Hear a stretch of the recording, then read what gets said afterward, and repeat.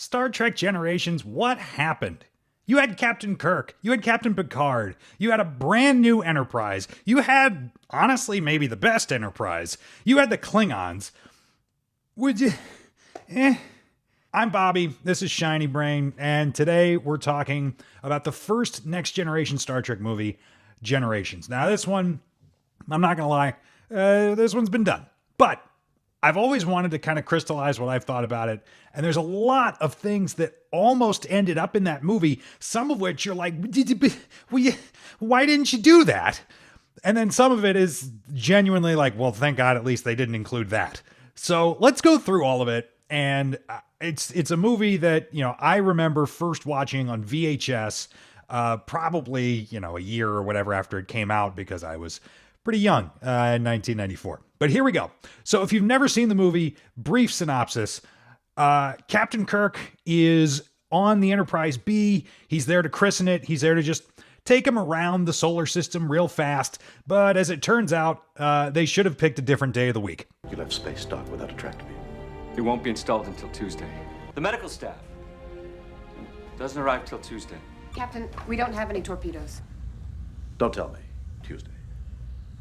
And because of that, Captain Kirk sacrifices himself, or at the very least disappears, while trying to change the toner from the Enterprise B's printer. Scotty, Chekhov, and Cameron from Ferris Bueller's Day Off are all left to wonder what happened to Captain Kirk. Then we catch up with the Enterprise D crew. They've actually traveled back in time to... Oh, no, it's just a holodeck thing. Anyway, Worf gets promoted, and then the movie finally sort of kind of starts when they get the red alert. They go to some observatory, it's been attacked, there's a guy there, it's Malcolm McDowell, and he's up to no good, but they bring him on the Enterprise anyway. He goes back to his, science experiment or whatever, even though they tell him not to, and he knocks Geordi out, and they take Geordi with him, and then the Enterprise has to chase the Klingons, and a battle ensues that somehow the Enterprise loses, and Captain Picard's down on the surface trying to talk Malcolm McDowell out of horrible bad guy things. You must think I'm quite the madman. And then they get thrown into this mysterious energy ribbon called the Nexus, which is like an acid trip come to life, and it's all your best memories. And he finds Captain Kirk there because that's where Kirk was taken in the Enterprise B incident, and they both come back at the same time together somehow to get rid of Malcolm McDowell, to stop him from launching this probe to try to get the ribbon to come to him, this Nexus ribbon to come to him so that he can live in it forever. Again, bad guy things. Now, why is that so bad? Well, he needs to blow up a planet in order to get the ribbon on a specific course. We never meet the people on that planet, but that's the deal. Captain Kirk dies under the bridge, not on the bridge, under the bridge. And again, somehow the Enterprise D just ate it. And then they beam up, and that's the end of the movie. And I swear to God, when I was 5, when I saw this part, I thought that someone had like carried the Enterprise D's saucer off the planet, and they would just like give it a new star drive section, and then we just see the Enterprise D again. But nope. We got the Enterprise E in the next movie, which I actually like the Enterprise E. I wish we got to see a little bit more of the Enterprise E, but I know a lot of people think it's kind of bland and a little too warlike. But Generations, we're sticking on Generations. So what happened? Well, this movie was written basically at the same time as All Good Things, the great finale to Star Trek The Next Generation. The series finale was 2 hours long. Captain Picard traveling in time to the past, to the future, recapping and kind of reminiscing with, the people at the very beginning of the series, and then showing them where they might have gone in the future, in one possible future. It's a great idea for a science fiction TV show on how to end it. It was really well done. Problem is, the same two people that were writing that were also told, hey, we need you to write a movie. And we pretty much need the movie to be ready as soon as we're done filming the TV show finale, because they only waited a week and then they started shooting it. And oh, by the way, we have things we need you to do. You got to do all these things that we tell you you have to do in this script So you best find a way to do it.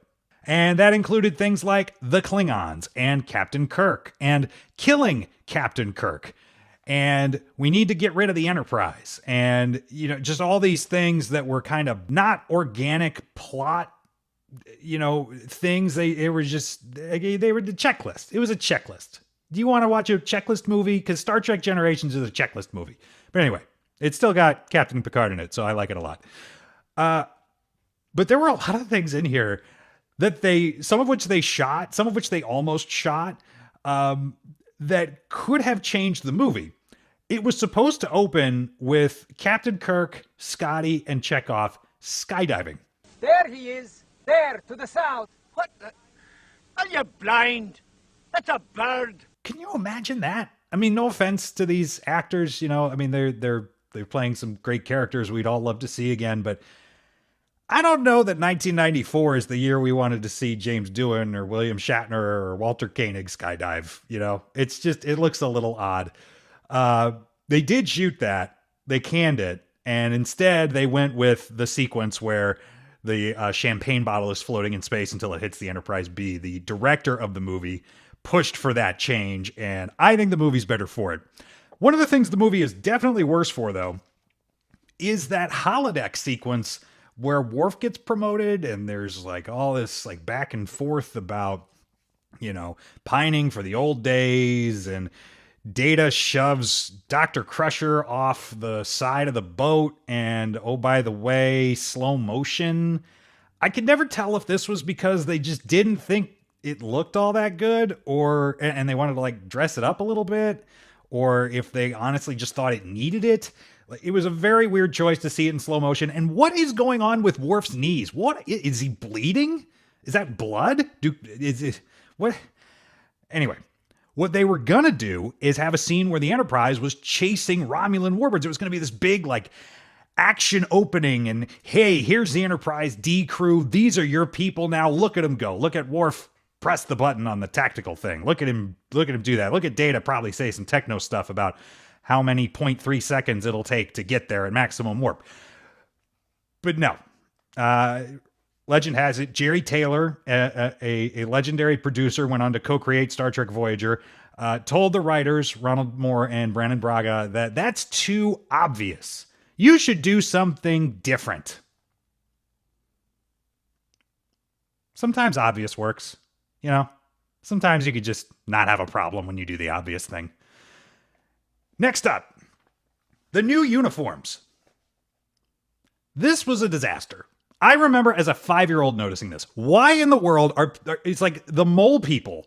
It's like slowly over the course of the movie, the uniforms change. Picard starts out in his next generation crisp uniform. Then all of a sudden he shows up in a Deep Space Nine uniform.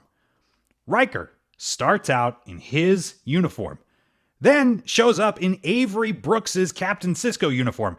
I'm not just making a comparison. That's literally Avery Brooks's costume. They didn't have time to make DS9 uniforms for everybody. So, believe it or not, Geordi's wearing Chief O'Brien's, and you can tell because it does not fit. And Will Riker, played by Jonathan Frakes, is in Avery Brooks' costume because it also doesn't fit that great. I mean, it's such a weird, like, why? Just why? Well, part of the reason why is they were going to have new uniforms. There was a problem with creating them. They were basically TNG uniforms with like some dressier elements. It looked like they were going to add maybe like a breast flap kind of thing like they had in the TOS Monster Maroons, but they didn't do it. They scrapped it at the last second. Not fast enough, though, for the toys. The toys, the action figures, which I also had as a kid, did have these new-looking uniforms. Oops. But I just don't understand. Why, if you know that you are not going to use the new ones, why would you ham-fist these DS9 uniforms onto 4... I think it's just 4 of the Next Generation cast, because Data and Picard are wearing uniforms that were tailored for them, made for them.